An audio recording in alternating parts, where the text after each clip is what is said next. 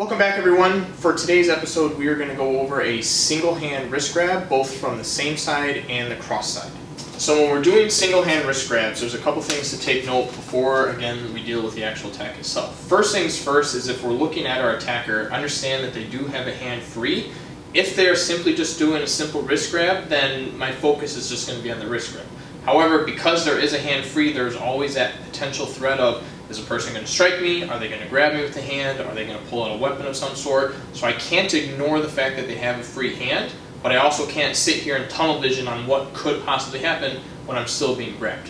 When it comes to single hand wrist grabs, there's a lot of techniques that allow for what we call as counter grabs, where you are re-grabbing the person that's grabbing you.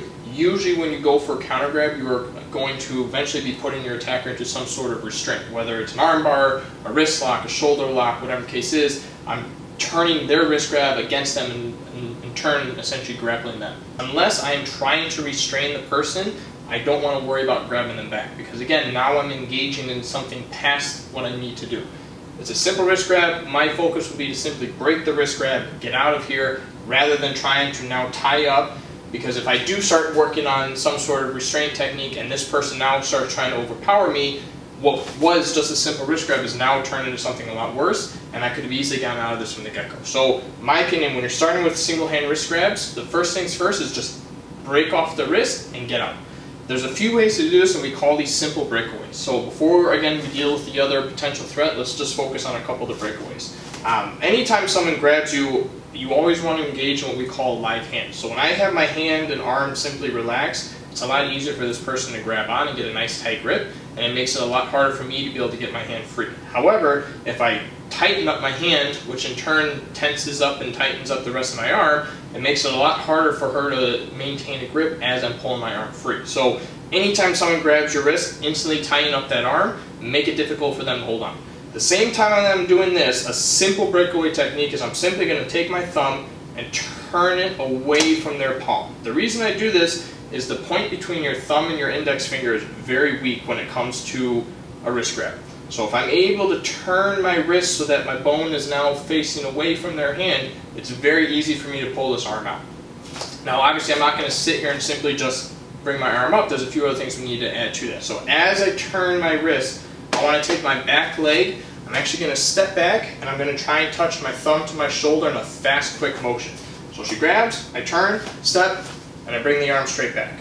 Now, if the person were to reach out and continue to try and grab me from here, I can easily turn this right into a backhand, a heel palm strike, or some sort of counter strike to them. So it works in that favor. I turn, step back, and I'm right here ready for a second strike. Otherwise, the hand is free, I can step back, keep my hands up, and I'm ready for what comes next. So that's one breakaway. A second breakaway is I'm simply going to take my thumb and touch it to the same shoulder and bring my elbow straight up. Now, a bonus would be is if my elbow happens to nick my attacker in the process, but that's not the end goal. The goal, again, is just to break free of the wrist. So I'm going to step forward with the same leg. My thumb is going to start coming up towards my shoulder, and again, my elbow is rising at the same moment. Again, this is not a slow motion. This is going to be a quick process, and again, I can follow up with a counter strike if I need to. So she has a nice grip, my hand goes live, thumb to shoulder, I come up. And again, I step back, ready to defend myself. The third one that I recommend, keep a tight hand. Let's just say, for instance, that none of these other ones are working, this person's got a strong grip. I'm going to take my opposite hand, open palm, I'm going to aim for the bridge of the wrist, because this is the connecting point and the strong point that controls how the hand is grabbing. So if I can weaken this part, the grip is going to release. So I want to take my palm and I'm actually going to strike down somewhat on an angle with her wrist. At the same time that I'm striking down, I also want to pull back with my hand at the same time. It's not going to be a 1, 2, it's all one motion. I'm striking, pulling my wrist back at the same time. So she's got a nice tight grip, open palm, I strike and I pull back. Once again, I can follow up with a strike if I need to. In the process of all this, we have to do some sort of distraction. If you have a fast reaction time and you can quickly disengage that wrist right away, then you're fine. However, because of the potential threat, you have to be prepared to throw in some sort of distraction. That could be, I throw a palm strike to the face, and then follow up with my breakaway. Or I do some sort of shin kick, thigh kick, stomp, something to the legs to where her mind and focus goes down below the waist, and while she's focused on there, I do one of the three breakaways. So If I want to do a simple sweep kick like I'm passing a soccer ball, while she's looking down, I can now break my hand free, and once again I disengage. If you feel that this hand is becoming a threat and you see it starting to come like a punch, beat them to that punch. Throw in a strike right away, break free from that wrist, and again, I disengage.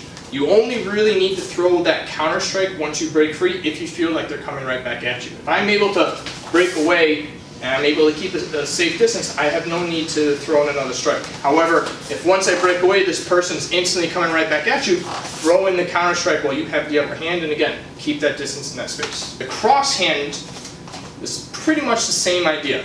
Slight difference is there's a couple of breakaways that you simply can't do. Obviously, I can't go shoulder to shoulder simply because of how the grip is. However, I can still do the second breakaway, which is the thumb to the shoulder. And I can still step forward and do that breakaway, and again, I clear my distance. I can also still strike. Now the difference with this one is instead of striking down on that angle, I have to strike straight down, so you have to really make sure that you pull that arm back. Strike down, rip that arm up as fast as you can, all one motion. I don't always recommend this one, but you can simply grab the wrist with your opposite hand, and I'm going to step forward with my elbow, come to the inside. I can throw a strike if I need to, and I can back away. The only reason that I don't always recommend this one is because of the way that you have to break free from this. I'm putting myself closer to her to where I'm now vulnerable to that hand.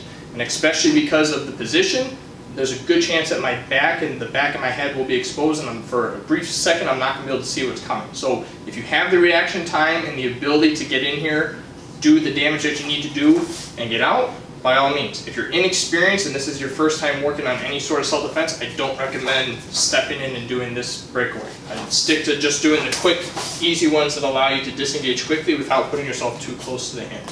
So those are two single hand wrist grabs. Again, one's from the cross, one's from the same side. Very easy.